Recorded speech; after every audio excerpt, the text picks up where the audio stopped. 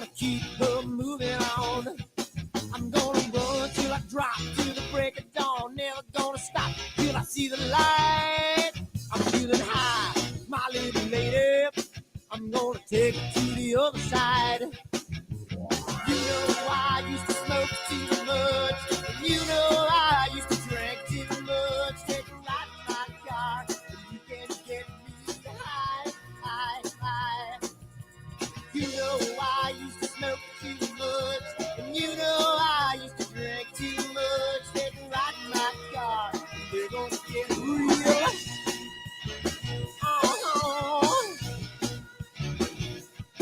I'm feeling good, my little lady. She's gonna take me to the other side. I'm feeling nice, my little lady. She's gonna keep me moving on. I'm gonna run till I drop to the break of dawn. Never gonna stop, she's gonna treat me right. I'm feeling good, my little lady. She's gonna take me to the other side. You know I used to smoke too much. And you know I used to drink too much. Take a ride in my car, and you can get me high, high, high. You know I used to smoke too much. And you know I used to drink too much. Take a ride in my car, and we're gonna get real. Come on, baby. Let's take a ride. I don't know where we're gonna go, but first, let's dance.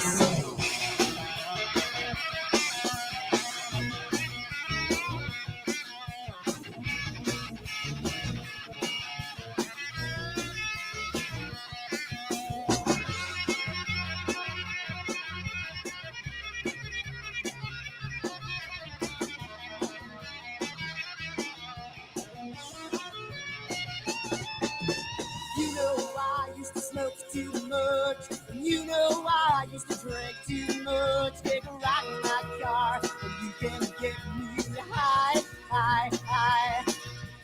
You know I used to smoke too much.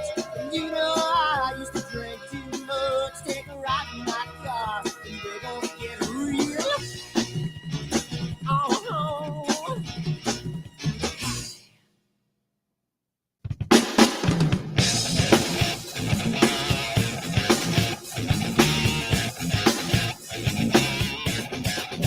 Hi everyone, Dan here, and I just wanted to put a little snippet about AstroWorld and what we do because I want to start getting the word out because I think it's becoming more and more of a giant community, and I want to get the word out to some other people. So what we do at AstroWorld is we hold astrophotography chats on Wednesdays at 9 p.m. and Fridays at 8 p.m. Eastern time. And we just talk astrophotography. Wednesday's more of a techie kind of advanced intermediate, and Fridays is more of a newbie kind of thing. So if you want to check us out, and if you want to, hang out with some semi-decent people that like to go off the rails a little bit and have fun while they're doing it, come check us out at astroworldweb.com, and you can check out the schedule, and you can sign up for all the free giveaways that we do. We just gave away an Eagle 4 Pro, an Optilong filter kit, Charles Black, a whole bunch of other stuff. So come to astroworldweb.com, hang out with us, have a good time, and as always, remember to keep imaging, keep educating, and clear skies. And I'll see you soon. Bye-bye.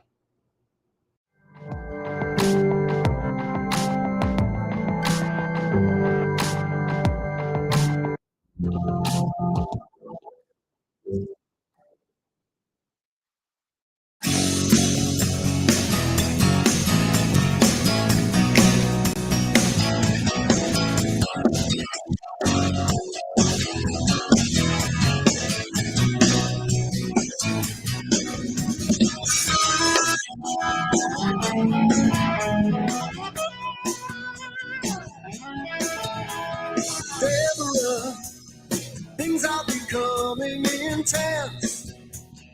I rip my jeans on your fence, hiding away from your man.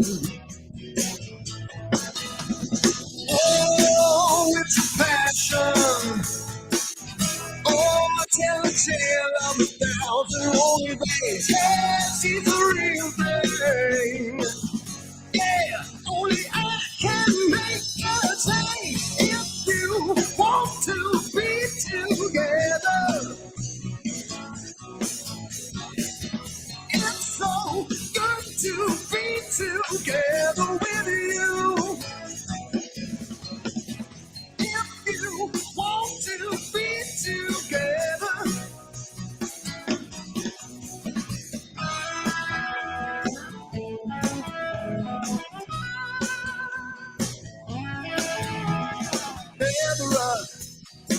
I'm getting caught in the rain, standing here calling your name. Yes, I got no one to blame. Yeah, it's a small town. Yeah, all the people turn and stare. Oh, it's a secret. Hey, let them see me. I don't care if you want to be together. It's so good to be together with you. If you want to be together.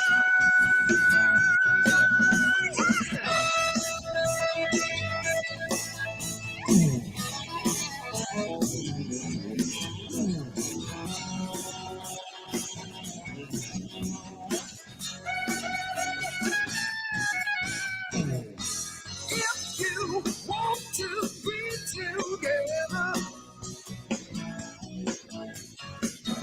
it's so good to be together with you.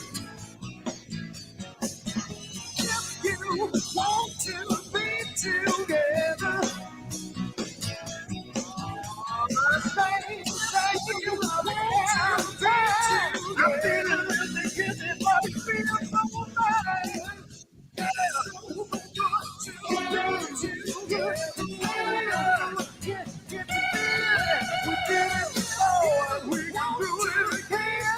I'm tearing out my hair because I don't know when so good. You want to be together. Yeah, yeah, yeah, yeah, yeah. It's so good to be together. Yeah, so damn good. You want to be together. It's so good, it's so good, yeah.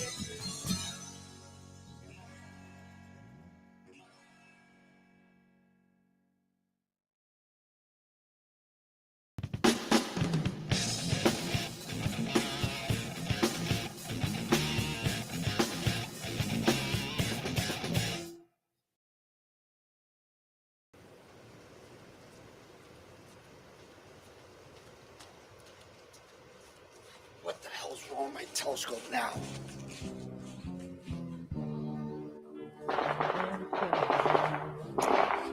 Yeah, what's wrong with this thing?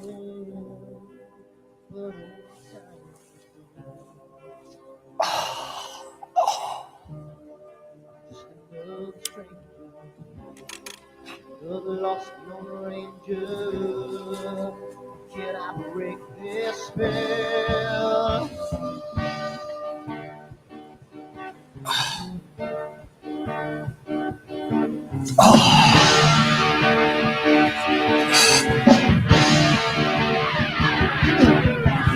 You want things right, who I make choose to things wrong.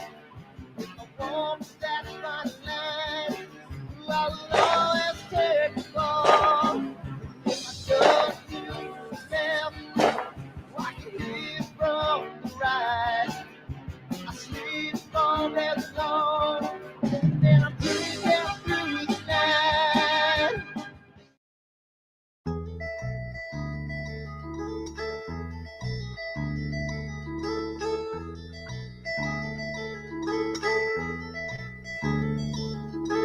I wonder what it was that made me want you. She couldn't understand what made me hard. She's climbing in and out my open window. I'm laying here alone and cold and drained. Yeah. So take another breath and come up for your oxygen.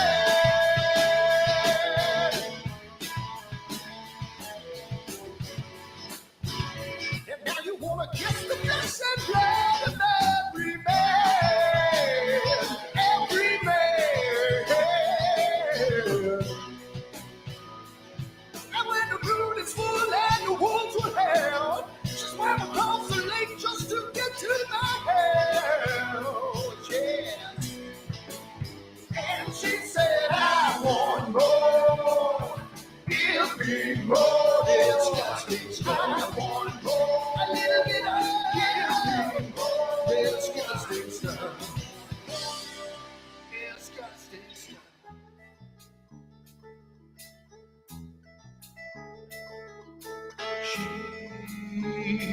looks upon a world that's dark and tangled.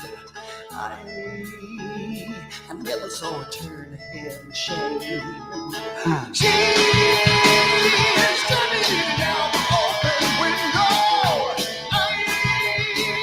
I'm lying here alone, cold and gray. So take another breath and come up for your oxygen.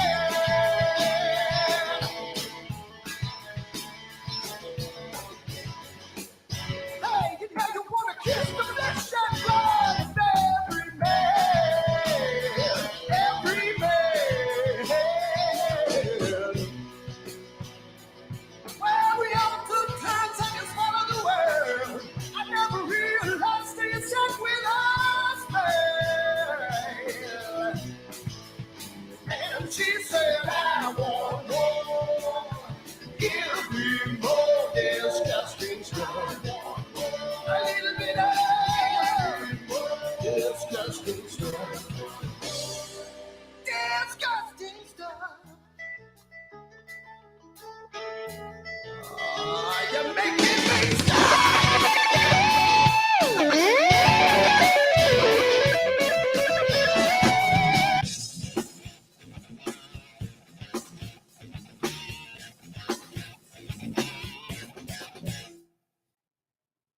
And Eric's chewing dinner, and I'm late, so I mean, it's just par for the course tonight with the AstroWorld. So I mean, it wouldn't be us if there wasn't something screwed up. So I mean, that's what it is. But it's Friday night. It's beginners Q&A. Welcome to the show. And if you're new to the show, well, we said we weren't going to say this because of Wednesday, so I'm not going to say it. So if you're watching, you're probably subscribed anyway, just like Eric said. So you know what? Subscribe, like, you're all the same people. You're all going to show up next week. So I mean, You do. We uh, appreciate the love. We no, appreciate we the do, and we couldn't do it without all of you people. Please don't stop coming. That's not the message here. We've been doing this. Me and Eric have been doing this since 2020 together, I think. So 3.5 years. I did it for a year with Charlie and Tim before that, and let me tell you, and it doesn't look like it's ever going to stop. We're coming close on that 2,000 subscriber mark. It's pretty cool. So thank you for all the love. Appreciate everything out there. You guys and girls are awesome, and the answer is no. I am not the singer on any of the songs that you hear. I am not a good singer. If you've seen my humidity song on Patreon, you know I'm not a good singer. Um, so so just Dan. Just I could do two people well. I could do Frank Sinatra, the lower Frank Sinatra, not the younger crazy Frank Sinatra, the older kind of monotone Frank Sinatra, and um, and who else? Who is the other guy? Bobby Darin. That's it. That's all I could do. The crooner stuff I could do. That the other stuff. But John Bon Jovi, forget about it. You can't you please. can't do that. Well, Dave, your delivery is coming straight from Prima Luce. So, no, I didn't, but I will put it in another package for you. So, I actually got to find the CDs. The CDs out there are pretty. I think I only got about 30 left, but I'll have to make some more. But it's cool. So we're here. So let's. So while Eric's eating, we'll give him a chance to eat, and I'll do my thing, and so he can manja. Okay. So let's do the thing. For those of you that are new to the show, welcome, and we do give a lot of giveaways. So go and hit up the new giveaway for AstroWorld telescopes. It's a $50 gift certificate. We're going to be giving away once a month. To to the membership. So go sign up for it because it is pretty cool. We got Woodland Hills, we got Optilong. Well, we had Optilong, Camera Concepts, and a couple of other things. So let's get to going, and we'll see. And it looks like I screwed up somebody's membership that they were main sequence, and they're in there as white dwarfs. So I'll take a look at that. So I apologize to that. You know who you are.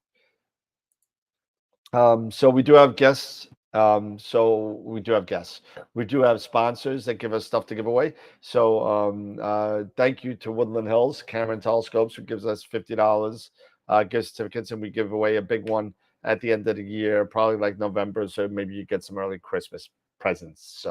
So thank you to Woodland Hills, followed by Prima Luce, Camera Concepts, and Optilong. We give away an L Extreme, an L Enhance, a bunch of other things. We'll probably get some more coming real soon. So thank you to all of them.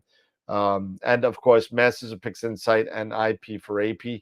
We're giving away a free Masters of Pix Insight class tonight. And if you're a member of Masters of Pix Insight, there is a free for members quick tips Tuesday night.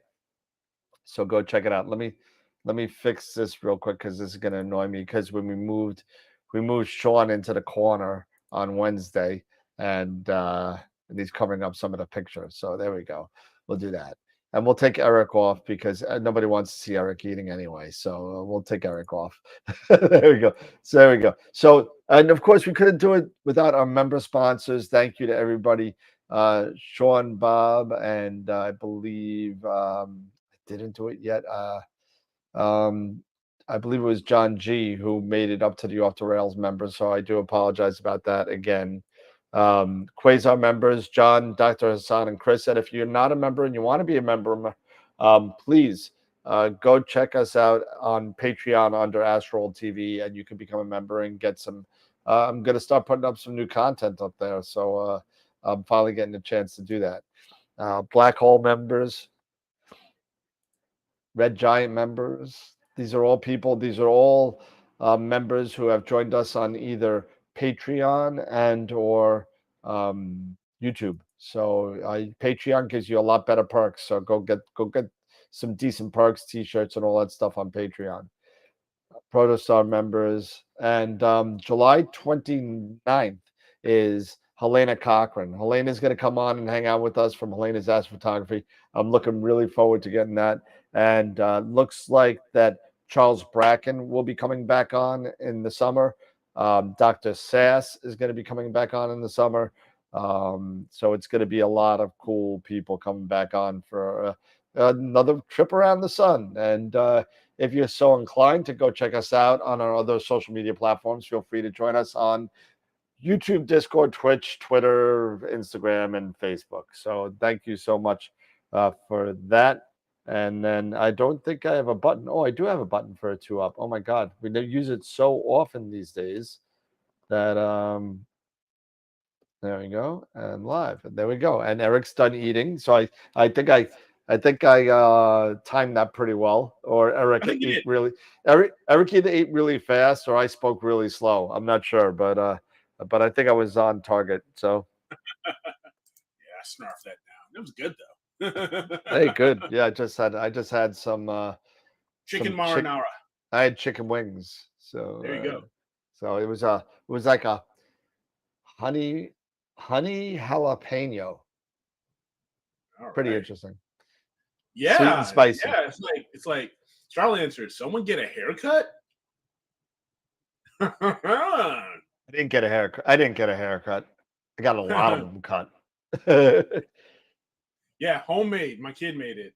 My daughter, she's a budding home chef. So. Oh no, I bought mine. I just bought it and threw it in the air fryer. Yeah.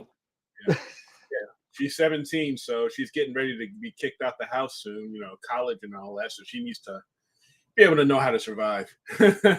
Yeah, I hear you. So tonight, just so you guys that have been following the dealerships that we've been getting at AstroWorldTelescopes.com, we just picked up SKB cases and Dioptron this week. So Ioptron came in. I have Sky Hunters and Sky Tracker Pros in stock in my stock room, which is my upstairs bedroom. I got the full package with the ipolar and everything. I got Pegasus in. I got the standoff rods. I got Nixes. I I got a whole bunch of stuff in. So I Yes, do we have. have I do have Daystar. Yes, Daystar is there. So we have Daystar as well. They're getting back. If you want to place an order, call me. Let me go. Batter, not yet, Dave. Not yet. I've been trying to get batter. Um, but quarks are good. Quarks are great. You may have to get two though, because if you want to do chromosphere or you want to do prominence, there's two different types. So you may want to get them all. Go right ahead. But um, say Say what? what? Say what? But yeah, so we got them. We got Teleview now. We got Astronomic. We got I don't even know, Explore Scientific and Prima Luce, obviously. Um, the Daystar, the Quark. What was it? They're about the 19? same, aren't Was it they? 12.95? Was it? Yeah, I think it's like 12.95 or something like that for both, or either Yeah, one. they're both the same price. Yeah, it's 12.95 for both. So oh, it's 12.95, and there'll be extra for Gideon because it's like intercontinental whatever shipping for Gideon. But yeah, it's 12.95 plus shipping, and if you want to get some insurance on it and all that kind of stuff. But yeah, The so one got thing, all that stuff going, man. Got it going. the one thing that I was thinking about for the clips is is it the Herschel wedge? Is what it's Mhm. called Yes, that yes, you want to get? yeah, the So big you don't want kind to of. you don't yeah you don't want to get the quark because the quark's not going to do anything for you. Well, You want to get that's for a total. for the Herschel's for the total, right? Yeah, yeah. Yeah. So if you want to do the total, Yeah, in October we got an annular, which is not totally. You know what? And honestly, you're not really. Here's the thing. You're not going to use a quark for a solar for eclipse or a total solar eclipse, because what do right. you do when if you've taken a picture of the total solar eclipse? What do you got to do before you take a picture of a total solar eclipse?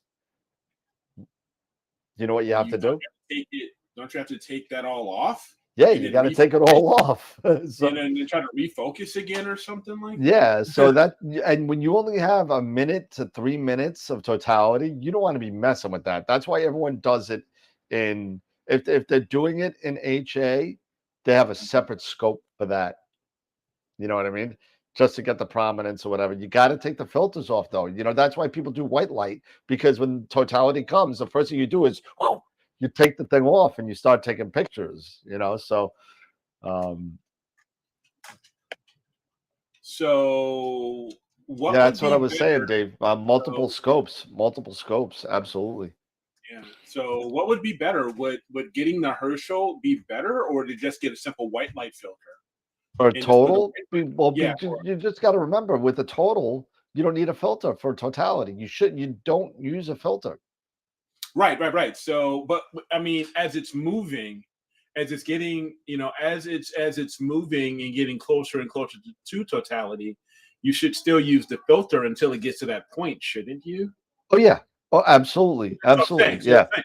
So would you just simply just need a white light filter, Just just a film? I would just use a white light filter, and then because once all the light from the sun, well, not all of it, obviously, but the major portion of the light of the sun is obstructed by the moon at one point, Mm-hmm. right?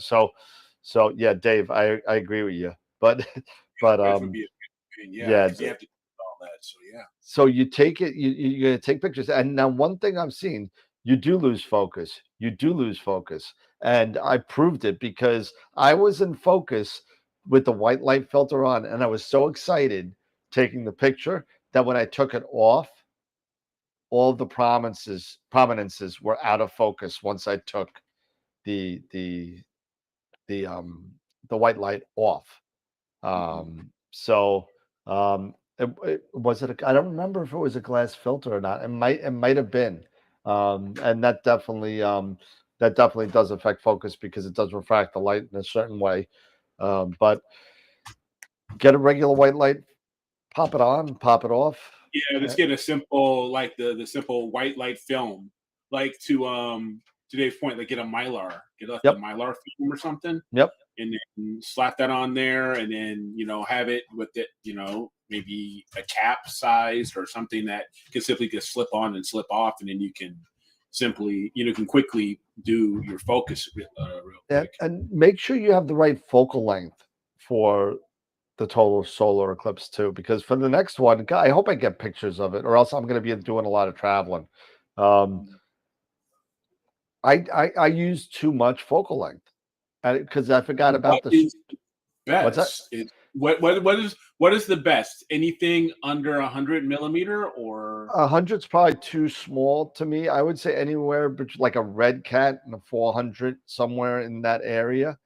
If you want a big anything 400 and less, that's what I would say. Because if you want a wide field, that's kind of cool too. If you want to just use a 135 or something, you could do that as well. But because it's cool when you got everything and it's all dark around and the trees are dark. It's the middle of the daytime. Looks kind of cool. But I tested my 127 because that's what I took it with.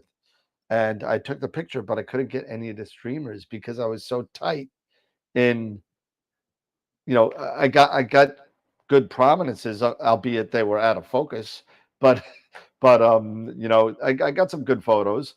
I got Bailey's beads, which was nice. But the next time I do it, I'm probably going to take my ASCAR, my FRA 400, and just be done with it. The FRA 400, the Pegasus, and have a day. Gotcha. That's it. Gotcha. You gotta leave room for the Corona. Gotta. Yeah. Because I'll probably just take my FLT 91 and put the reducer on it, and that should be fine. What's the focal length on that? With the reducer, it's like 430. What are you doing with the reducer for? Because native, it's like 540. Yeah, but what does that f ratio get you down to? Like an f4? Yeah, you don't need that, man. You don't need an f4 to do the sun. No. I'm just saying, if I wanted to, you wanted to maybe have more of a wider field. That's all.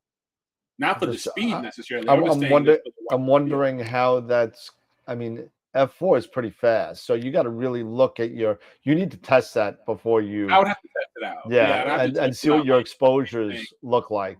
Yeah, I would have to, just test it out. Yeah, that's great, Dave, in like theory. Leave the setup from the night before so you're aligned and in focus. Well, first of all, you can focus on the moon and it's about the same size and that's fine. However, if you have clouds, and I know a lot of people that had issues, if you have clouds, you are packing up and moving to some place that has no clouds. So you're not going to be able to set up unless it's going to be perfect that day where you're at. Yeah, that's why I'm thinking I'll probably take maybe I'll take the week of, or maybe just like the week of, a few days before, a few days after, and fly down to Dallas where my dad and my stepmom are. Nice. And because they'll have totality there across Dallas, and just hang out with them, do it all there, and take record everything, and from their place. Yep, I'm actually. I think I'm going to be hanging out with Sean and Ron that week. Okay. So it's going it's good. It's going through Canada, so I'm gonna go up there. Yeah. Not saying that you'll probably have a better percentage of probably seeing it than I will because of it's Texas. But I mean, if I don't see it, I'll just have to travel to Taiwan or wherever the next one is. Hey, if I go to Taiwan, I could go see William over William Optics. There you go. There you go. Schmooze up with him and see if he can bring something back. He's probably mad at me because I haven't made my first order yet. Oh, yeah. Hey, listen. Have you ever heard about the solar can? No, I personally have not. I don't know what that is. No, I have no idea what that is. No, I have no idea. Is that like Oscar the Grouch's solar scope? Yeah, I know. Yeah. Who knows?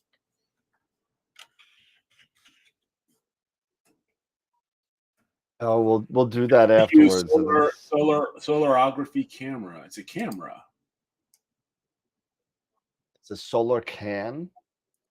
Yeah, they call it the solar can, but it's a camera. It says Solar cam, ready to use solar. The solar can is a complete camera package with precision pinholes, drill pinhole plus cover instructions and okay.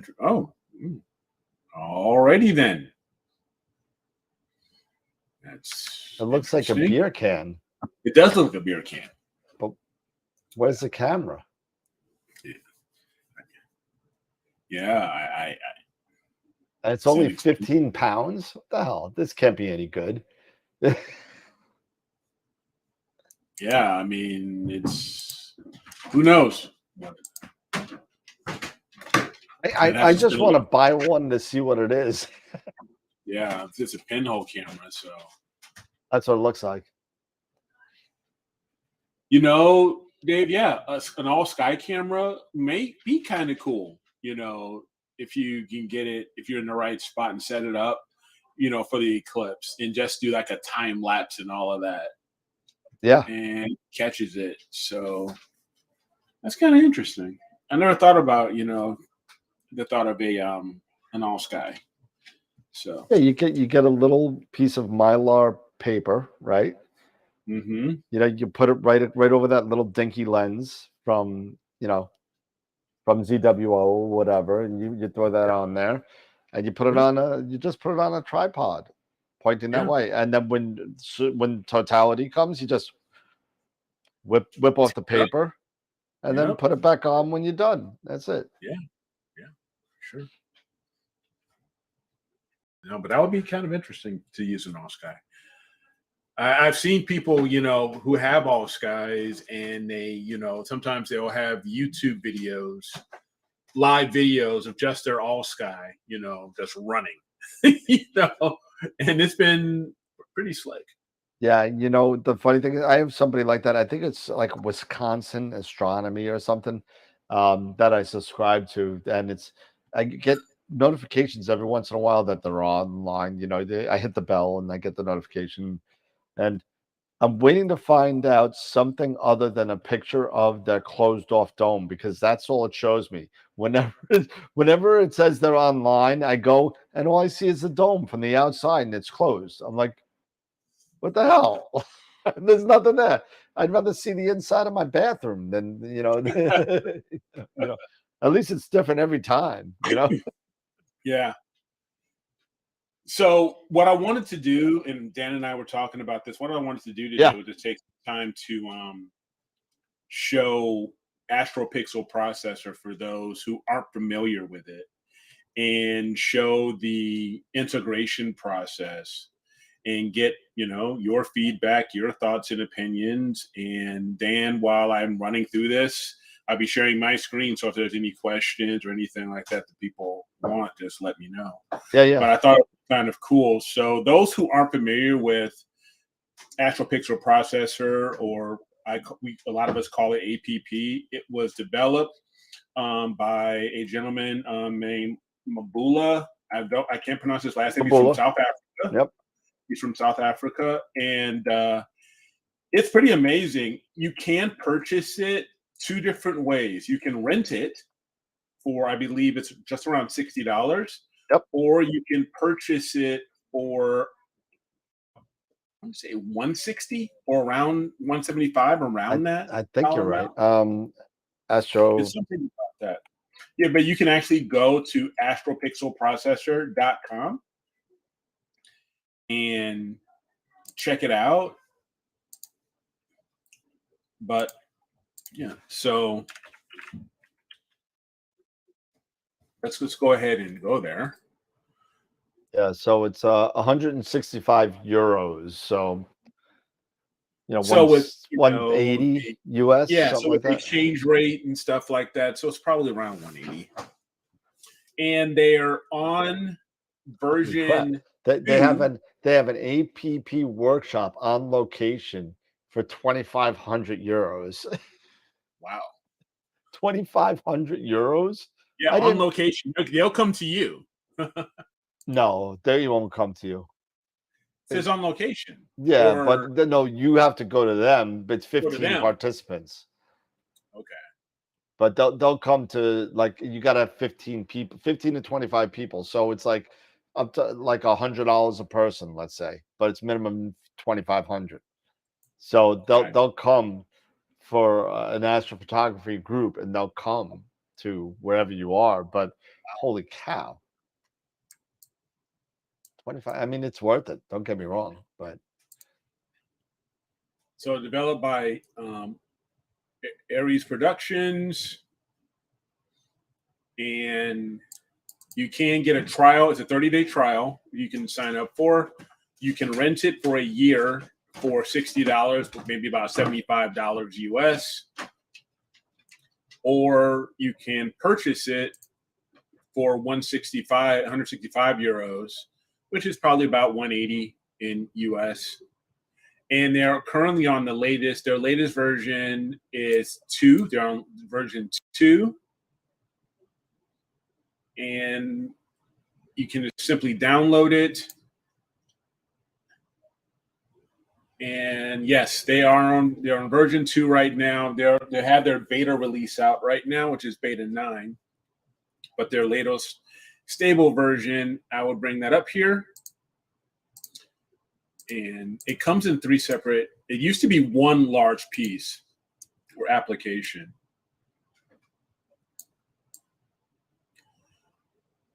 But it's split. And you have information such as the actual metadata and the console information. On the left side is where you would enter in, and this is where you would follow these steps to begin the process of integration. There are basically 6 tabs that you would run through, and then there's the additional tools. And on the right side is where you would go to do and work on your post processing. So what we're going to do is you would initially you can configure this. You can set up tooltips. You can do sounds to let you know, or like simply alarms to let you know when a process or is done within the tab, or when your integration is done. You can set your licensing within here, and your memory and allocation, as well as CPU.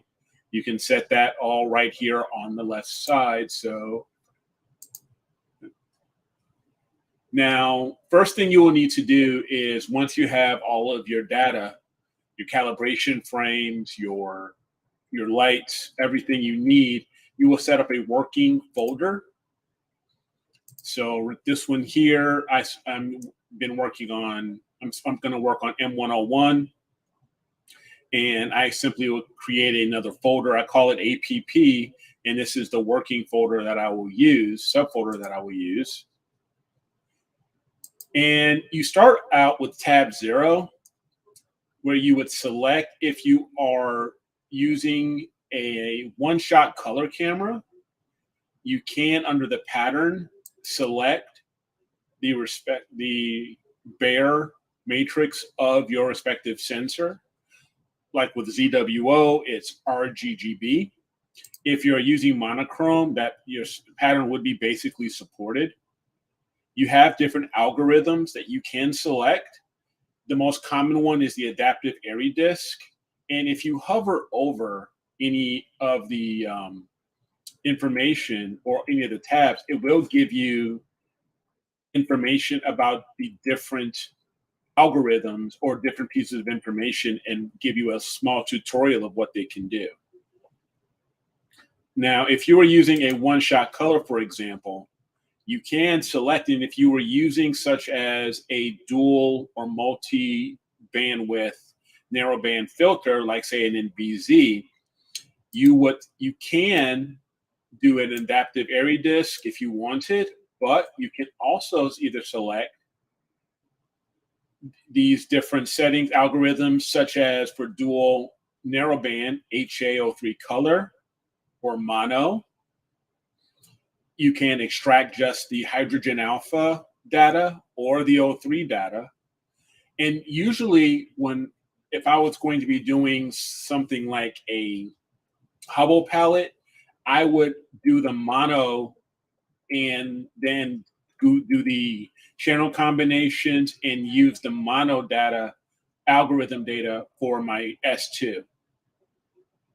Okay. But you can also simply select, if you have just straight, if you want to choose specific algorithms, you can do that. But for something like if you already have a monochrome camera with all of the filters, your Hubble palette, your SHO filters, as well as your LRGB, you really don't need to do any of these algorithms necessarily. You can simply just keep it at the adaptive area disk. But again, if you're using a one-shot color, you would want to force the bare matrix. And if you were using a DSLR, you would enable the whites, the camera white balance for those raw images. Now, once you have your algorithm set, you can then go ahead and load your actual data. You can select if you're using with a monochrome camera. You can simply check that you have multiple channels and you're going to be processing multiple filters. If you've done multiple sessions of a target, you can choose multi-session.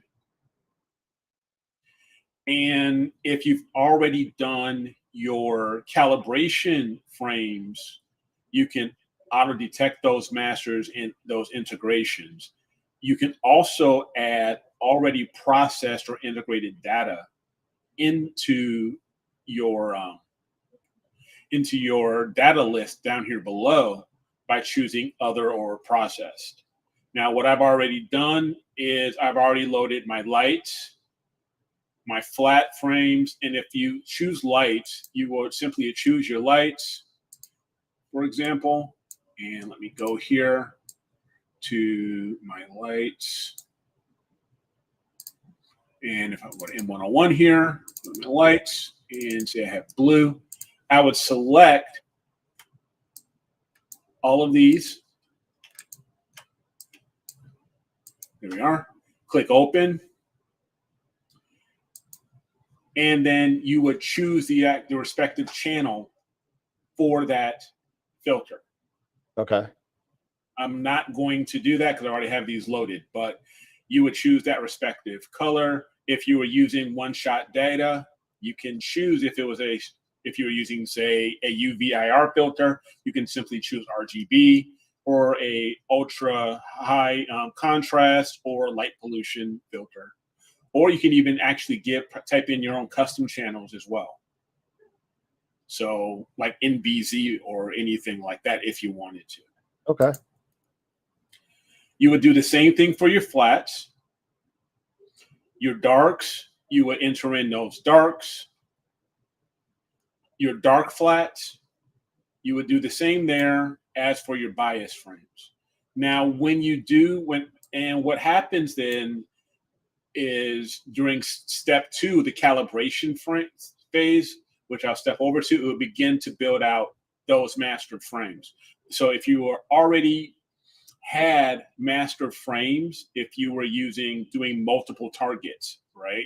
And you've already done the calibration for one project, and you're going to be using those same flats, biases, darks, and dark flats, that same masters, you can simply select the masters from that previous session and use those, and then just add in your lights. that would make things a little bit quicker for you and easier for you if you were, like I said, if you were doing multiple targets during a given session. Okay. Then you have your calibration, you have your calibrate. A lot of things are going to be straight up automatic. You would just simply leave them alone. There's nothing you really need to change. So, such as for the master bias, the master dark flats, all of those will be automatic. You don't have to make any changes there. Same with your master darks or your master flats. It will create the bad pixel map for you. And you can, but it's not necessary. You can select cosmetic correction. I don't, it's not necessary, but you can do that. And you can choose, if you want, to create 32-bit masters. And you can actually separate your darks according to exposure time if you were creating any type, if you're going to be scaling those masters, say your master flats, your master darks, you can do that here. You could tell it to make sure, create those master bias darks and flats, and give you any warnings on calibrations, and you can do an adaptive pedestal to help reduce amp glow. Now, if you wanted to take this step by step for every tab, all you would then need to do is click the create masters and assign to lights. But we're not going to do that. Okay. So, but this is what step 2 is. Then you would go to step 3, which is selecting. If you want to do a star analysis, you can simply disable it, or you can set an automatic star target number. I usually leave mine at 500, or sometimes if I get a warning, I may boost it up to 800. I haven't seen a need to go any higher than 800. So I usually leave it at 5. And then you can just simply click on the automatic star target. And if you want to, like I said, do everything tab by tab, then step 3 would be analyzing the stars. And then we'll do a star analysis. You can do the registration, which will also set up your reference frames. Everything here, I would say leave alone. The only things I would recommend that you would take a look at would be if you are not using in a project the same camera or optics, you would want to remove this checkbox. But usually you would keep that there. You would keep that set. There is no real distortion models.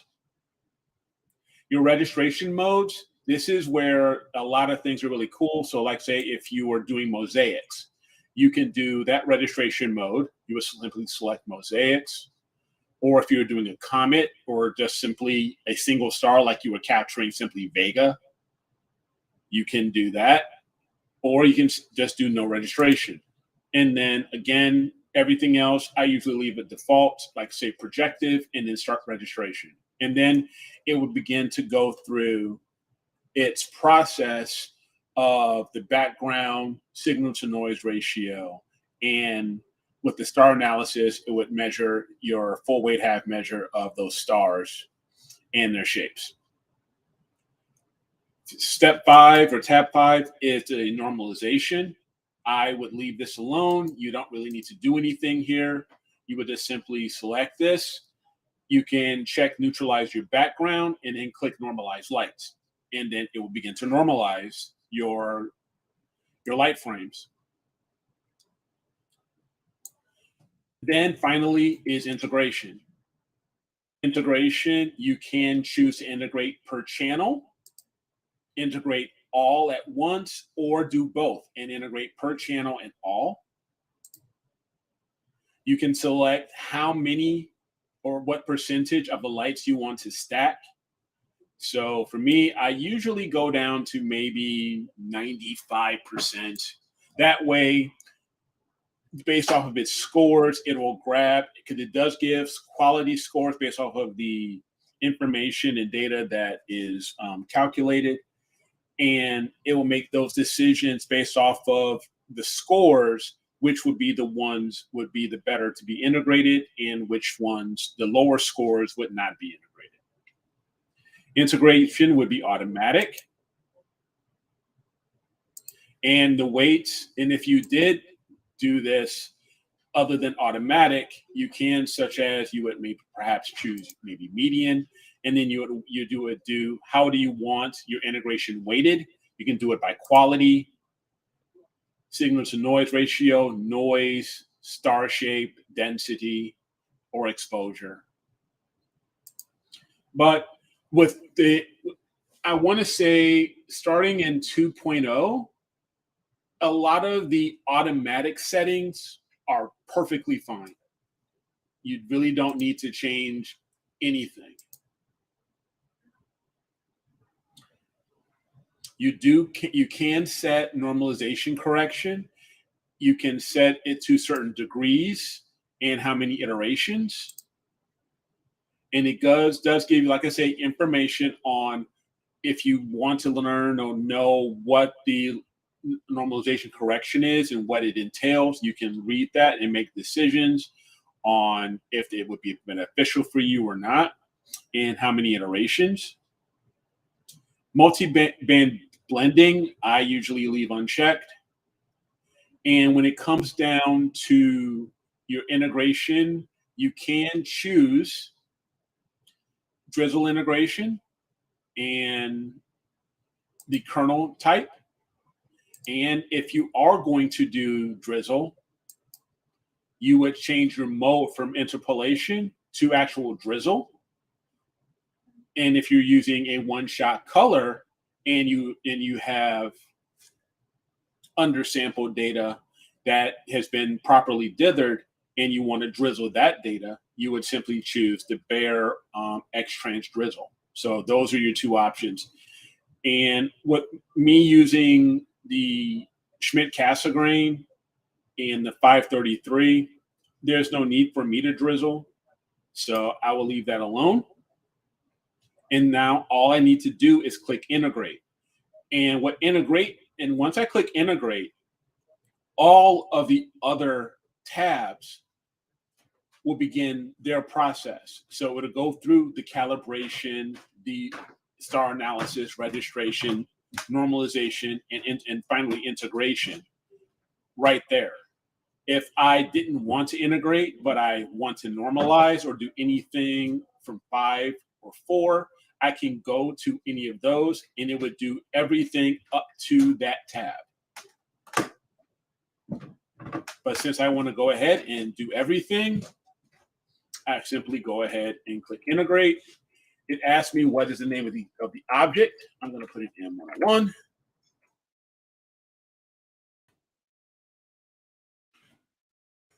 Okay. And now it's going to start the calibration phase. And we'll check on this in a little bit and see how it comes out once it gets to the integration and the integration is complete. Yeah, you got a question while that's running. Yeah. How would you compare the calibrating and stacking to WBPP? I would say it is a lot easier to simply, as far as the stacking and everything, because you don't have it's just simply this tabbed step process. It keeps things very simple as far as that. And this is great for mosaics. I have not, and to be honest with you, I like this for its ease of use and versus WBPP. And then I'll actually move from APP a lot of times. I can do my post in here, but a lot of times after my integration and my background extraction, I'll drop everything into PI. But this is much easier and faster for me to work with instead of a lot of the other things I'd have to deal with within WBPP. Okay. So as you can see here, it's going to go through all this. It's doing my calibration. It is checking and loading all of my flats right now and building out my master flats. And now it's building out my my bad pixel map. And if we can see if it's done anything yet. What I can do is I can go to the actual folder, working folder.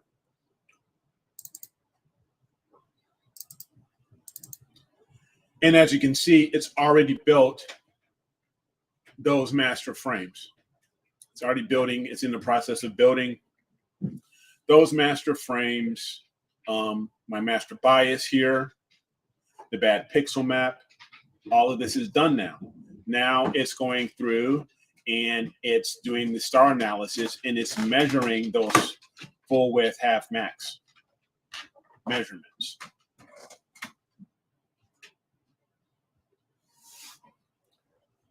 So as you can see, so that's pretty quick as far as this setting up and this and integrating those master frames.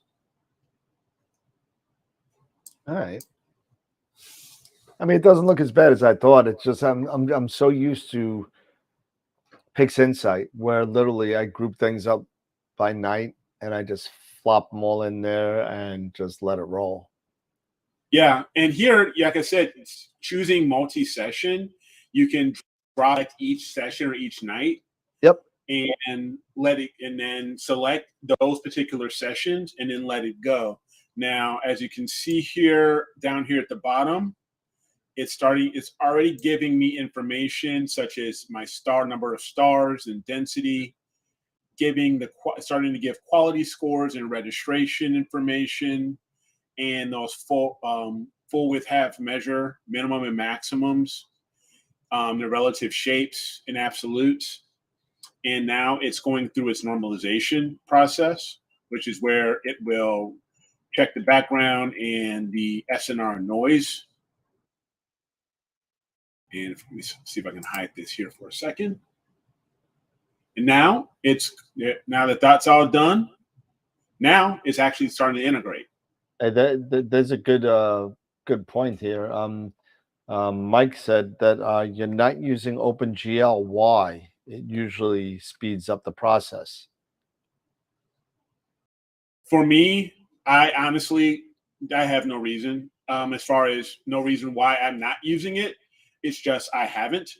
It's just I've just kept things pretty standard. But I can certainly do that if I wanted to. Absolutely, it's gone through its LNC here. How many photos did you put in there? 285 total, as far as lights.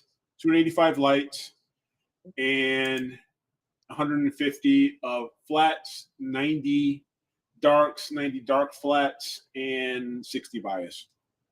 Yeah. And I didn't really need to even put in the bias. I just did. Yeah. And as you can see here below, I was just thinking how long that's going to take because the masters. And as you can see right now, it's already gotten to the integration steps. While we've been talking, I'm at 35 per 30, and it keeps going. So for me, this is going pretty darn quick. Just through our conversation that we're having right now. Yep. You don't have the bong going on, right? I don't want my ears to explode. Right. So yeah, so you can turn off the sound, or you can set it. So not that kind of bong, Dave.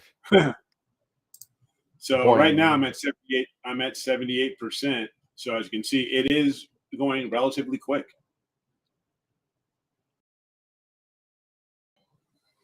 Yeah. So I think part of it is just there's so much. It just seems like it's just a little bit of getting used to be honest with you. Yeah. It's just it's just how you do things and how I do things, how others do things is totally different. Like the one question about OpenGL, honestly, never even thought about it. Yeah. I just kept things the same. Yeah. But I just emailed Mabula to send me my renter's license info again. I don't know where the hell it went. Okay. So there it is. So there's M101 fully, there's the integrations. my blues, greens, HAs, my luminance, and my reds all completed. Oh, it And looks there's the like you finished did one of product. those. Looks like you did one of those on a completely different night. Looks like. Yeah, I did. What happened? What happened was I didn't realize over one night the the camera actually the camera actually tilted. This is all in the 533. It Yep. actually got loose. At least it loosened without me knowing it, and it actually swiveled and tilted. It So stinks. that's why it's off like this. That's something to be said for, maybe not so much on a square sensor because it really doesn't make much of a difference because you just, at least with this object, it doesn't make much of a difference because Right, everything's in the middle. But if right, you had a really large nebula or something like that where you'd be losing quite a bit at this point. And there's something to be said for just throwing even a manual rotator on there or something, just so you can plate solve to the prior image right, right. and make sure everything's lined up the right way. So this was an accident, obviously. Yeah, This this kind was of stuff. basically this Yeah, was just a mistake. yeah. But This so I'm this going happens. to Trust me. actually yeah. So this I'm not actually. So I'm going to actually go back and do this image again Now because it that's only looks. one. What filter is that? Um, let me take a look. See here. I want to. I think it because there's luminance and there's HA. I want to say it's red. Nope, it was green. Did it? Yep, blue. So it was the RG and Bs primarily. Yeah, RG and B. Yeah, Right. were the ones. So I'll just have to go back. Now and I'll do it again. It's not a big Yep. deal. But it's kind of So there's like the supernova, everything right there. Yep. But yeah, I just basically wanted to show, and share this with you, especially, because I know you were concerned, you were talking about how difficult it is or how much you didn't have much success with it. So, and as you can see, if I had this normally, everything lined up, boom, it would be, Yeah. I could then And go it's on still going to to be do. fine anyway. I mean, you're going to Yeah. crop that I mean, if I anyway. wanted to, I could actually go right now and go into tools. Right. And you can do batch rotating. You can do a batch rotate. So I would have to remove this main view out. And then I could do a batch rotate and resize of this information of the data. I would simply say yes. And I could choose these five frames. Actually, cancel. Another way I can do this is if I choose all the finished frames and then click open, it'll ask me, do I want to modify these files? I can simply say, okay, yes, I do. It would give me this. And then I could then crop this entire space or do maybe even just this little bit, right? To keep everything in that. And Right. then it would crop all five master light frames. Got it. And then I could go ahead and put everything together, and continue on and merge everything. Now, another thing I like to do with this is, go ahead, I'll just cancel this for now, is with tools, you can go ahead and do your background calibration in here, which is pretty, I like the background calibration. It's pretty quick and simple. You can calibrate your star colors, but here, where you actually combine your frames or your lights, your masters, and you can select a particular formula. And so I would choose, say, LA HRGB at the channels. I'll select all the channels, open, and then it will come up and it'll let you know, hey, here's M101 blue. That's the meta filter tag. So this is going to use blue. So you click OK there. Green, HA, luminance, and red. So it's all set. And I would simply go ahead and click on that formula.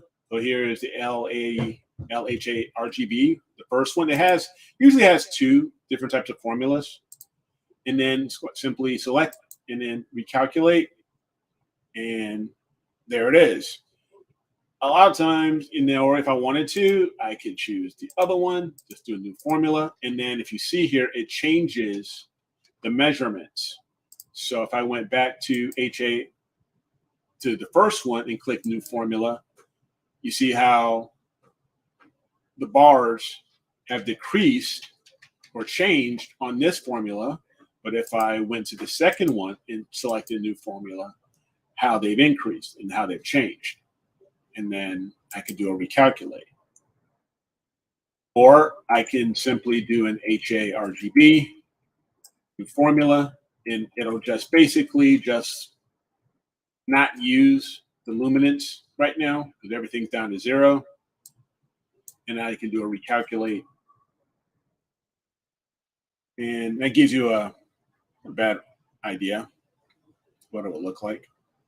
Okay. And then if I wanted to, if this was all put together, the flats, everything looked pretty decent, and the corners, everything was lined up, I could simply do this, do a quick cropping, background extraction, and simply do everything within APP, such as the saturation, my stretching. So I got a dumb question for you. Yeah. Mm-hmm. So I see 2 dust modes in there. Yeah, you see them. Yep. And so did that not calibrate out for some reason, or? Yeah, this one particular, I think they didn't calibrate out was because the reason why it didn't calibrate out was at one point, I want to say when I was doing M101 was when we had the conversation of the filters and doing things in one way or letting it do its full, going back and forth with the backlash and everything. I want to say it was something like that where I set the filter wheel where to rotate only in one way, maybe in between the sessions, and threw things off. That's all. I think it was. But yeah. So, but no, usually it's pretty spot on. But yeah, you can see quite a few dust modes here. So this is going to be just a one that goes back to the drawing board. But it's basically, I just wanted to share this just not to show, oh, here's my processing, or as far as, oh, my the photo and look how good I am. It's just basically to show how this, in my opinion, the simplicity of the integration process of APP. Nice. Pretty cool. And again, I know that your process is from APP to PixInsight to Lightroom, so more or less. Yeah. But yep, I do. Yep, I do that. Absolutely. So I'm going to stop sharing here. Yeah, because usually my process it's kind of goofy. I know it's PixInsight to Blink, and then APP to integrate, and then back to PI for, like, say, blur exterminator and noise exterminator and all of that, and then and then that's it. Yeah, well, I mean, and then Lightroom, just to do a little bit, just to put on the watermark. Gotcha. Yeah. Gotcha. All right, cool. Yeah, I mean, and listen, APP is something that I know very little about. It's a nice program. It's a great program. A lot of people use it. Yeah. I gotta get me off your picture. I got turned on to APP by Stacy. Stacy Doughton. Doughton. Yeah. Yeah. Yeah. Yeah, exactly. A lot of people There's use it. there's no holy, script or workflow. No. Everybody does things differently, Yeah, and whatever works. I'll do 99.9% of it in PixInsight, and Mhm. maybe I'll throw some. And you could actually do a watermark in PixInsight too, but I don't. But I if mean, it's if you're just gonna steal my picture, cool, go right ahead. I don't care. Yeah, yeah, it's just whatever works for you and what you are used to. Do it. You yeah. know, And, we say it I on the would. show all I the mean, time, Eric. We say that you got to figure out what works for you, man. And once you don't be like us, where we sit there and say, hey, you know what, it works for me. You know what, let me try something new. Learn something 100% first, and I know it's hard. It's hard. Sometimes the new shiny toy comes, and you just wanna, you wanna grab it. But you know what? You gotta find out once you get a workflow that works, whether that's an AP bounce back between APP, Photoshop, PixInsight, whatever, or it's whatever. all APP, or if it's all PixInsight, or if it's all, whatever works good for you, where you can say to you about your picture, well, that's good for me, Yeah, and keep it that way, and yeah, refine the workflow, refine the process. Okay, you know what, maybe I was a little too heavy handed on the noise reduction, so my stars look a little screwed up. All right, well, maybe next time, let's go yeah, down to, in noise exterminator, let's go down to 75% on this one, because I yeah, noticed the issue on the last picture. So you know what, and you just get better and better and better. The biggest yeah, problem that people have is that before they master something, they jump to the next new shiny toy. yeah. And it's a master of all, what is it, jack of all trades, master of It's none. master of none. um Yeah, and I'm guilty. I'm 100% guilty of it. And it's just one of those things where you got to persevere through it and just keep on but pushing that no, ball up the hill. no, we did. APP does not use keywords. No. It uses sessions. It separates. It does multi-session to sort through your different files, but instead of file names. So you would simply, for day one or night one, you would call that session one, session two, so on, and you can then name your sessions however you want. And you can do that also with your calibration frames, like your flats. If you're doing your flats for after every session, you can have a flat session one, two, what have you, and Yeah, and I then believe if there's tick boxes there, so you can there's kind of, check boxes. yeah. Yes, or you can actually type in your session names. You can actually type and Yeah, give your session. underneath session 5, I think there's a little box Yes, that you can kind of, yeah. There's a little box. There's a field there where you can actually give it custom names or yeah. whatever you want. So in that aspect, I think WBPB does a little bit better of a job It with the might. grouping. No, just not a better of a job, but a easier kind of way Mm-hmm. than checking, oh my God, what did I do? Was it session 2, session 5, session 3? If I name the folder in PixInsight, if I name it night 1, night 2, night 3, night 4, and it knows that folder name, I don't have to remember what session it is. I just dump them all in, you know. And yeah, and so it's kind of like it's kind of splitting hairs because you Yeah. can basically do kind of the same thing. So when you're selecting night one, you can name it session one or type in night one. If you No, no, select I mean, night I mean, two, I mean, like if I pull in if I say choose directory, right? In mm-hmm, PixInsight, and say, and I just hit the night one folder and it imports it. It knows that it's in the night one folder, so yeah, it will just put everything into night one and night two and night three and night four. I don't have to sit yeah, there and say lights yeah, and yes, you then don't have to signify do a that. session and then darks and then flats and then signify a session. I don't have to do Yes, that with PixInsight. That's why, I mean, it's maybe it's just a different way to do it. yeah, But I think in that one aspect, I think PixInsight is a little bit, if I were to judge, a little bit more of an edge on the ease of use, let's say. with that. But from what I know from not only you but other people that have used um, APP do prefer the people that use it do prefer in most cases to use APP as a pre-processing tool Yes. and moving on because APP is missing some really It is. main things It like doesn't have noise it doesn't reduction. have noise reduction. It Yeah. doesn't have deconvolution. It does have star reduction. That's something that's new in 2.0. That Yep. it does have star reduction. It does have halo reduction. Um, but it doesn't have, the deconvolution. It doesn't have the noise reduction, things like that. But as Norm says, it does a fantastic job. And many people say it does better in PixInsight when it does a job for mosaics, putting and stitching mosaics together. Yeah. It does a much better I've heard job that as well. Yeah. compared to PixInsight.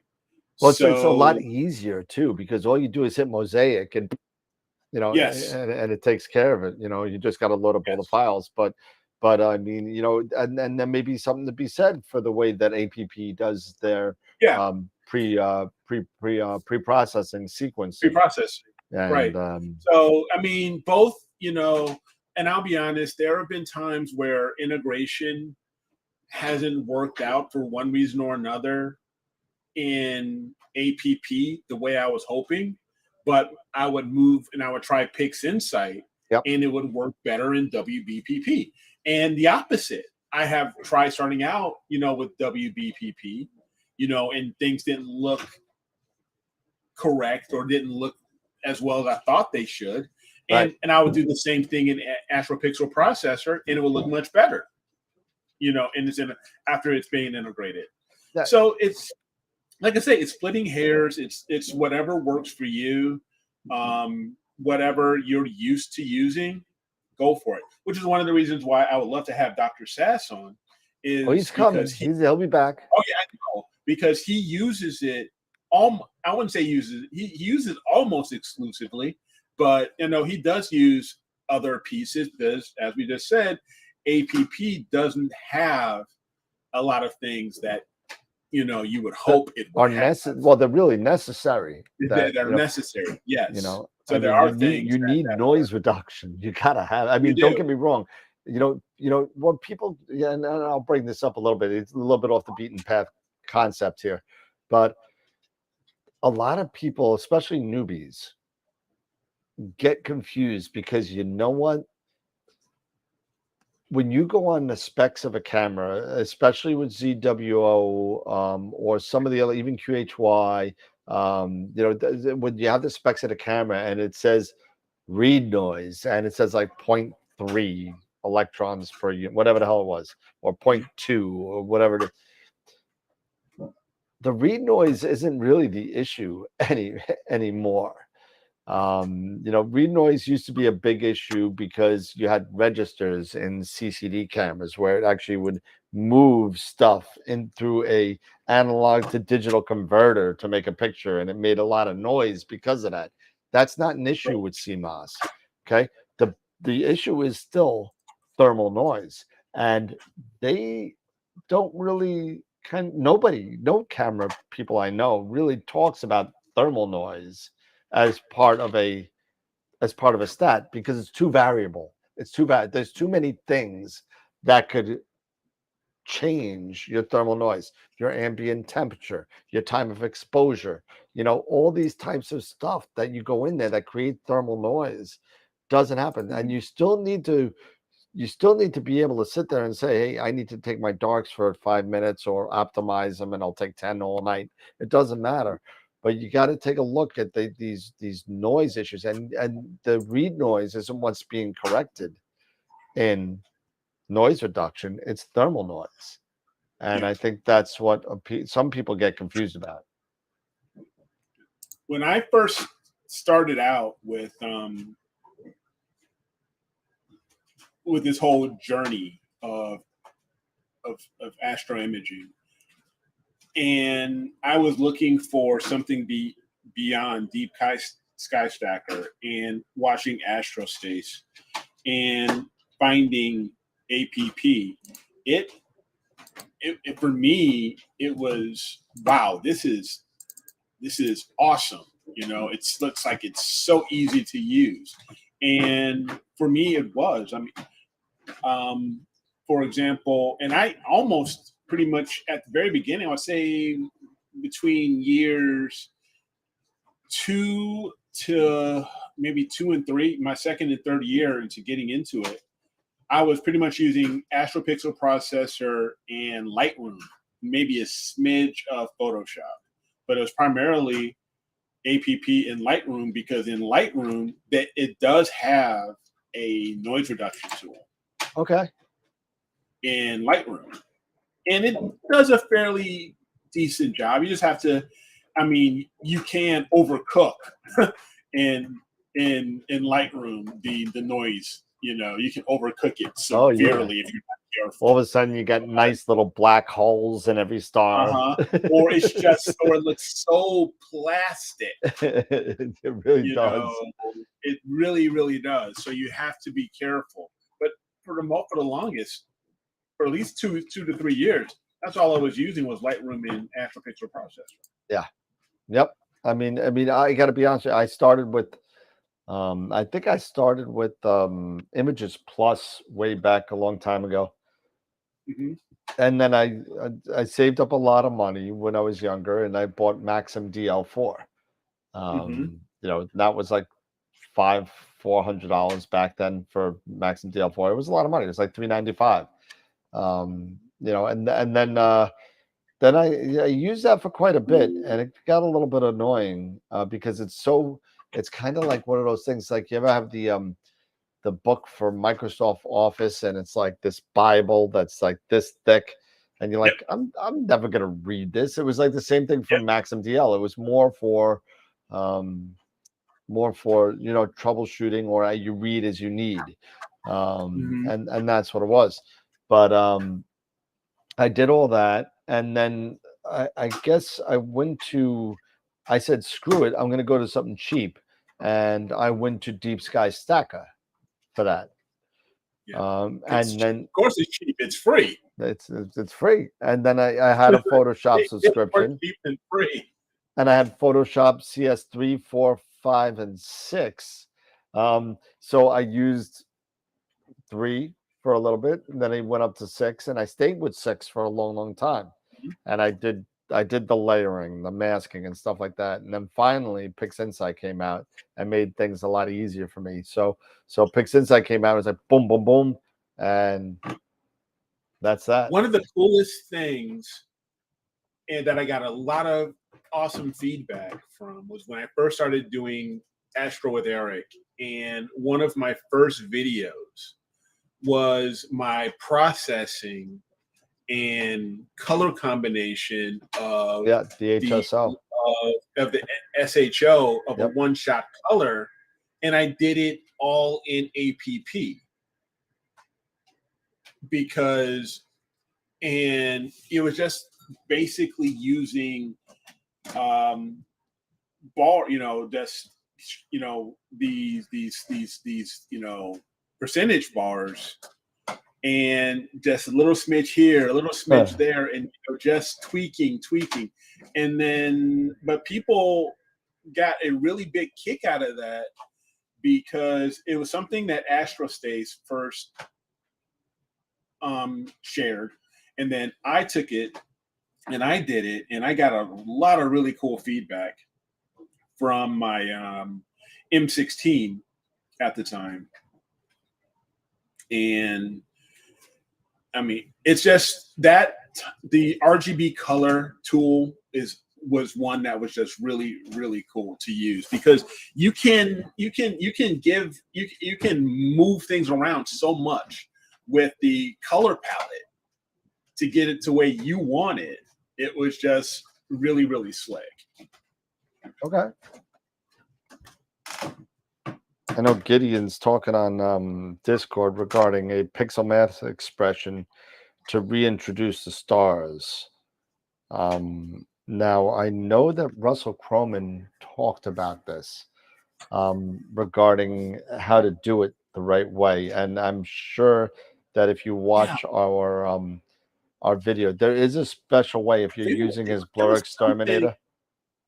There was something where it was pretty to reintroduce the stars. Yeah, yeah, there was It something was something there.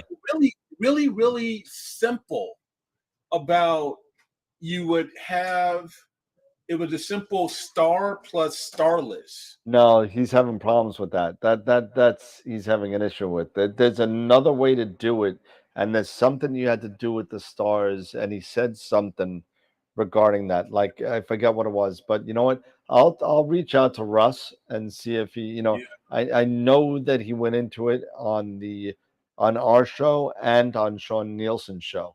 I know he went to it on both. So take a look. Ah, there it is. Unscreen. That was it. unscreen, Thank you. Thank you. unscreen, and then in screen. That was it. Thank you, Ernie. I knew there was something. There you go. Yep. Yeah, just send it to everybody, Ernie. That'd be cool. Yeah, yeah. There you go. Yeah, the formulator and Discord. Yep, awesome. Ah. So I'm finally starting to play with my Eagle 5 XTM. Yeah, and Holy crap. This thing is stupid fast. This is stupid. I mean, for $3,000, it better be it better stupid. be. But let me tell you, it runs everything. You'll do whatever you want. You can fry an well, don't fry an egg on it, but you can fry an egg on it. Whatever. I mean, it is really on. And I just got a pro also for another customer that I'm dealing with, and I'm loading it on just the Eagle 5 Pro, the middle version. That thing is stupid fast too. I mean, they're really really good. The difference of the industrial grade hard drive and RAM makes a huge Difference. difference. It's a Huge. huge. I was like, that's a load of crap. Who cares? RAM is RAM and hard drives is like, No, no, no. The no. read write speed is stupid. It is. So It is a big. yeah, it's a I big can see that difference. for sure. Especially with my work with my work in manufacturing and working in with controls, with CI, with control information system computers and PLCs. Yep, Yeah, those hard drives and RAM that you put in those suckers compared yep, to your standard, like say laptop or desktops or what have you, blows it yep. out the water. Yeah, oh yeah, it's really a big difference. If you go apples to apples, I think it's a huge difference. Nice. But yeah, so I'm loading it up and I'm hopefully have it ready by Sunday so I could actually do some Cool. imaging on Monday because it looks like it's going to be nice Monday, Tuesday. Although I do have a astronomy class that I'm teaching on Monday, so I'll probably have to do remotely, remote imaging, from the person's house that I'm teaching. So Gotcha. uh, I saw somebody put like a good image on Discord.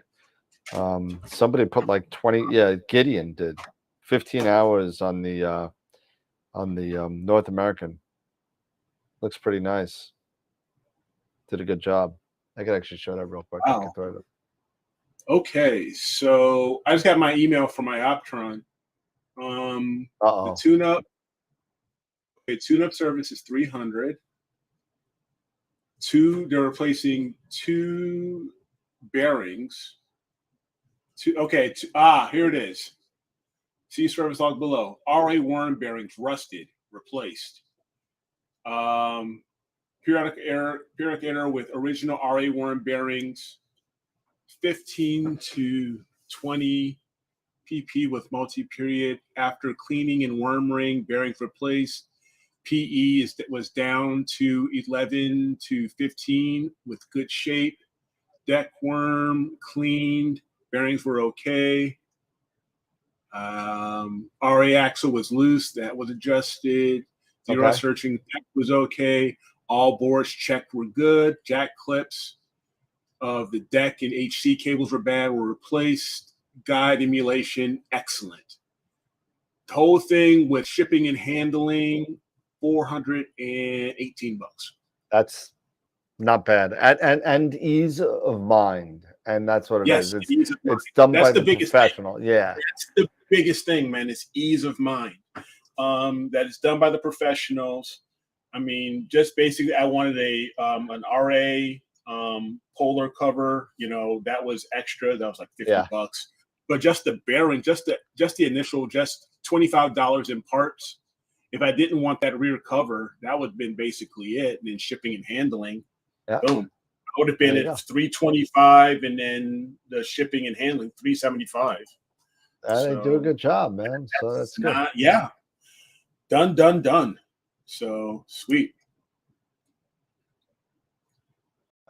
So, and if that's all done, hey, they got that thing.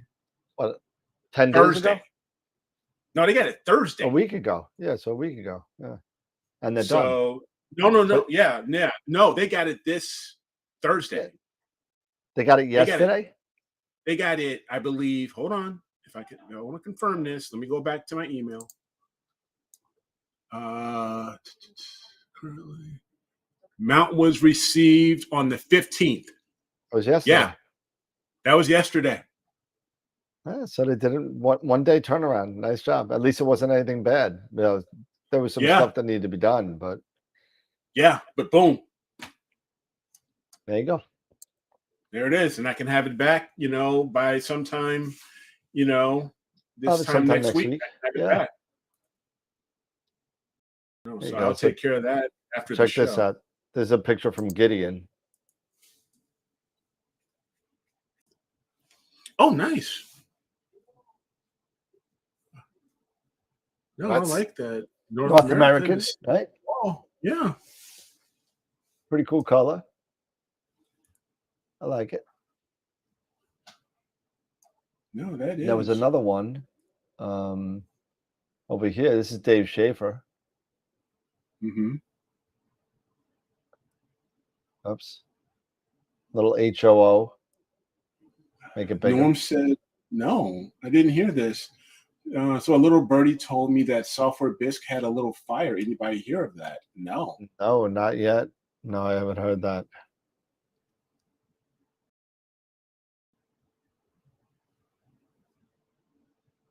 That looks pretty darn good. Dave. Yeah, no. And, you know, that was, I wonder how much 03 was put into that. It looks like quite a bit, but it's an HOO. So. Okay. So that was an HOO from Dave. And that was. Yeah, no, it is. Dave's saying it is sulfur. It is a full Hubble, he says. I thought you said it was an HO. I'm sorry, Dave. My bad.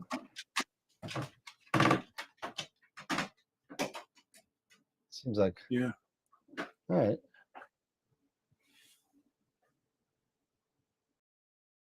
Huh. No, right. I like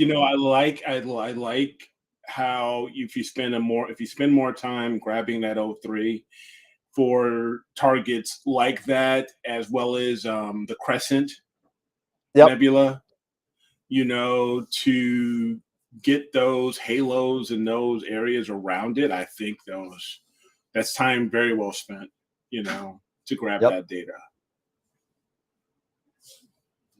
Yeah, but it looks good, Dave. Nice job.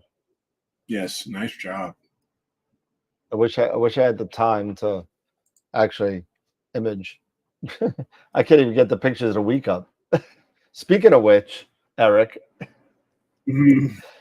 So many of you out there have been noticing I've been slacking with the image of the week. And to be honest with you, I'm just getting swamped, and it's getting too much for one person to handle at this point. So Eric has been nominated to take care of the picture of the week stuff. So that hopefully, you know, a more timely return on the pictures will be happening, because the past 2 weeks I've been a complete mess. And so Eric was nice enough to volunteer his services to help out with that part of the website. Yep. He doesn't know it yet, but there's more coming than that. So, so but All right. It's all good. Yeah, I told you, bro. I got you. I told you I got you. Very cool. You know. So because with all the stuff that I'm doing with the other business side with of this, other ventures, yeah, it's getting to be too much. I'm the business is getting literally even though it's little stuff, it's getting it's getting a about one sale per day over the past 2 weeks.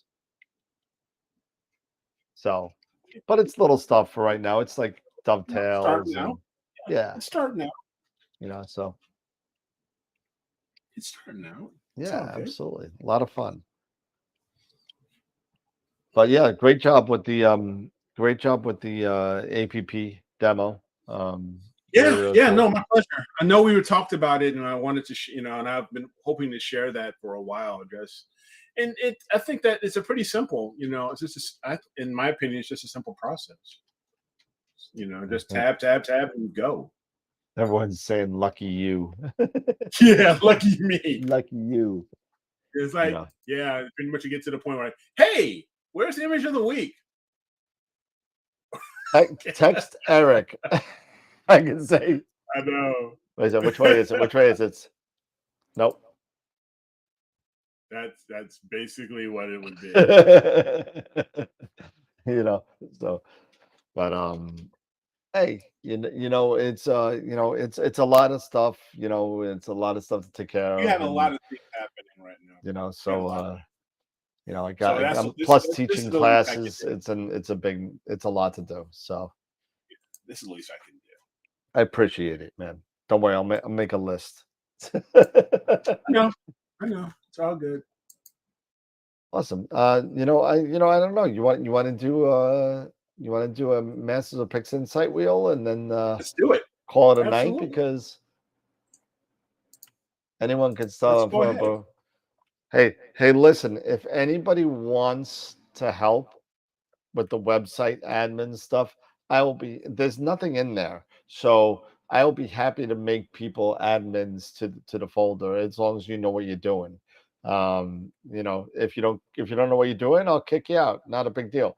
But if anybody wants to help in any other way, to either do pictures of the week or maybe have some ideas on the AstroWorld show site, let me know, or let Eric know, and we could get that going. So, but you got to kind of know what you're doing. It is Word, just so everybody knows what they're getting into. It is WordPress. So you need to know most of it's really click and drag at this point. It's not that hard to do. But if you want to help out anyway, hit me up on either Discord or email, and we'll see. We'll see if we can slot you in because there's a lot of stuff to do on it. So whether it's social media posting for the shows, that could be something, all that kind of stuff needs to get done. And right now, for the most part, I've been doing the whole thing. So, and that's why I needed to get a haircut, because my hair was turning so gray. I needed to get some dark back. So I had to cut it short enough so the dark would show, but it's not working. I still got grays. I can't do it. All right. So let's do the not picture of the week. We're not doing picture of the week because I screwed that up this week. So we're not doing that, but we could do the Masters of Pix Insight giveaway, right? We could do that. There we go. And there's the Masters of Pix. So for those of you that, everybody knows who Masters, I think I noticed the same, but maybe there's one or two people out there that I don't know. If you go to Masters of Pix Insight.com, and you'll see this Tuesday coming up. No, is it? Well, there is one this Tuesday. I thought, here it is, Tuesday, June 20th. Tips. There's a quick tip for members. And what member means, if you've taken any class in the past, you're a member, no matter what. So you could have access to this. And this is a 1 hour thing on Tuesday. And it's talking about processes and scripts right now. So they're going to be doing a couple of things on it. And it shows even the older quick tips page, you got to have a thing to log in. And it shows all the old quick tips that they've ever had. And you can grab whatever you want. So pretty cool. Pretty cool stuff. They do a lot of good stuff. And we're giving away a free Masters of Pix Insight class tonight. And what you could do is the next class is the 27th, I think, if I remember right. Yeah, the 27th. It's narrowband imaging, working how to work with the data that you get. And if you don't want to go and you didn't win, it's $35. There you go. $35 and you can get 2 hours. So it's usually 7 to 9. And they do giveaways too. They give QHY giveaways. They do a bunch of stuff. So definitely check it out. So here's a Masters of Pix Insight, Sean Nielsen, Wheel of Fortune. And we're gonna give away a free workshop right now. Right now. Let's do it. Right now. No whammies, no whammies, no whammies.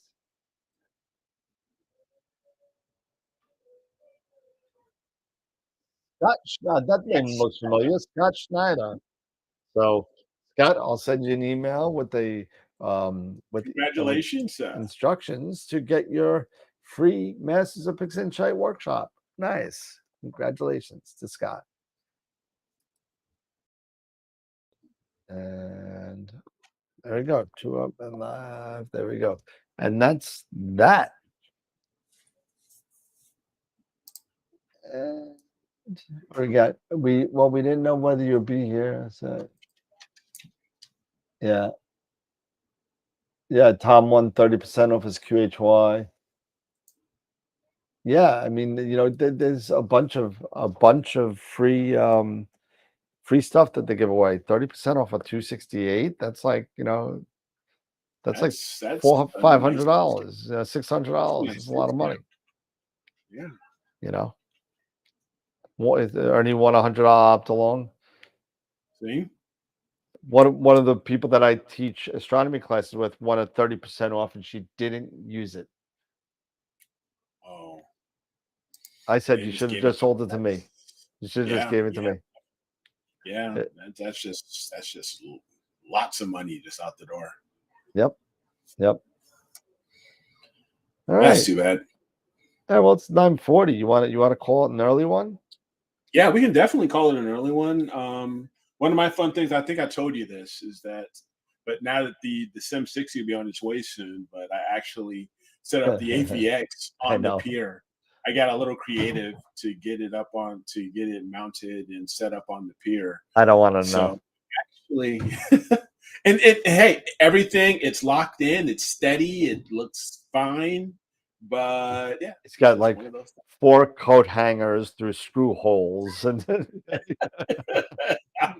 I am not acknowledging, confirming, or denying anything. Hey, he's got like 4 like Allen keys stuck in the side. He's like right. It's just, hey, it's a new moon weekend, and I wanted to take advantage of it. I don't blame you. I mean, Monday looks good here. Saturday, tomorrow looks iffy. It's like kind of like a light to dark blue kind of. It's a little iffy here. But Sunday, Monday look good. So yeah, because if I go to Windy here, you got me hooked on Windy. Yeah, Windy's great. I love Windy. And I also look at Astropheric. Yep, you got to use everything. You got to use all the tools. Tonight looks really good. Tomorrow night looks really good. And well, see, it looks like on Sunday, your good weather doesn't hit me for 2 days later. So my Monday, Tuesday look good. Yeah, my Monday looks great, but my tonight and Saturday night look great, and then nothing Sunday. Yeah, but Monday night, back at it on Monday night. Nice.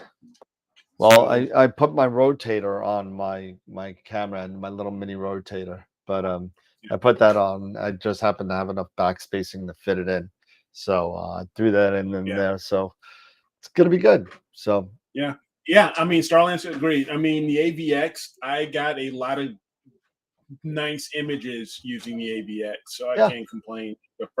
As my first mount for AP, it's good, yeah. and it's not bad for travel. Hasn't Nope, been bad for travel. nope. Pretty light, pretty So, light. So pretty light.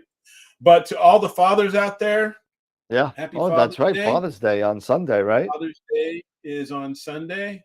So to all of you dads, fellow fathers out there, enjoy your Sunday.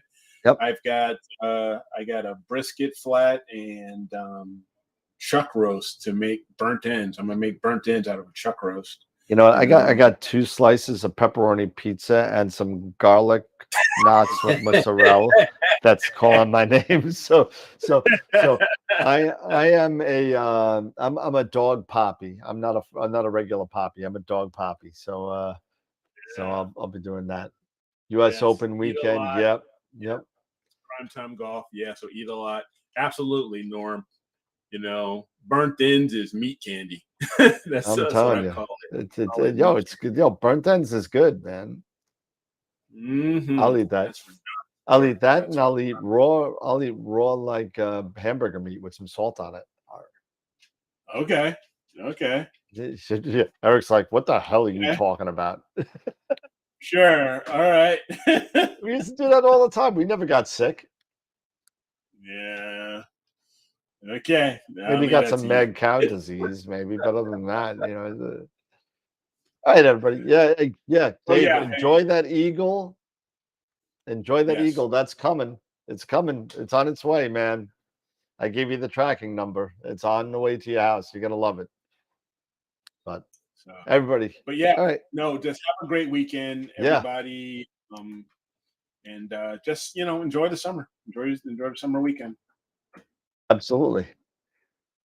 All right, everybody. Well, have a good night. Obviously, did not go to Cherry Springs this weekend, and I'm not going to be going. It's just even though that Saturday, Sunday looks good. Um, however, I have to work on Monday, so I wasn't able to stay on Sunday. So there's nothing I could do there. I could have probably taken the day off, but you know what? I'm doing a lot of driving this summer, so looking forward to meeting Starlancer at the Nebraska Star Party, and we're gonna hit we're gonna hit the future birthplace of Captain Kirk going in, and then we're gonna be hitting Mountain Rushmore and Devil's Tower while we're there. So it's gonna be fun. You got to do it all if you're out there. Nebraska is a hike, but you know what? I'm gonna drive straight through. I mean, But hey, it's all flat. Nebraska is all flat, yeah, so I could it's say not. something, but I'll keep it G-rated. It's all. Hey, when I was coming back from California and driving through Colorado, driving through those mountains for the first time had me a little nervous. And when I made it to Nebraska, I was just so happy just to be on flat land. Yeah. Yep. But it got so boring. Well, you know what? I You mean, know, I've driven the furthest west I've driven was Chicago. I think that's the furthest I've actually driven. I did take a train to LA. And that was a lot of fun. I spent a lot of time in the bar car, and right next to it was um, there was a sightseeing car where it was made all out of plexiglass. So you just had the Interesting. bottom piece, and everything was plexiglass around you. So when you were driving through like the mountains in New Mexico, you know, it was pretty darn cool. I got pretty wasted watching the mountains, and it was pretty fun. But hey, you know, Nice. it's cool. Hey, Dave's going to Chicago next week for a wedding. Oh, just don't forget your Kevlar. That's all I'm gonna say. Just hit Eric up, man. You know, you could stay with him and Robin for the night. Yeah. Yeah.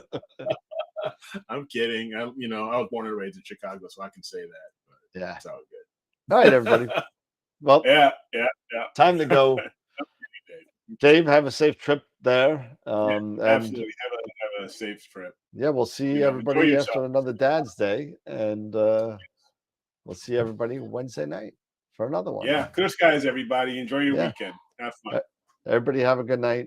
Remember, as always, keep imaging, keep educating, and clear skies. And we'll see you on Wednesday night. Take it Cheers, easy, everybody. everybody.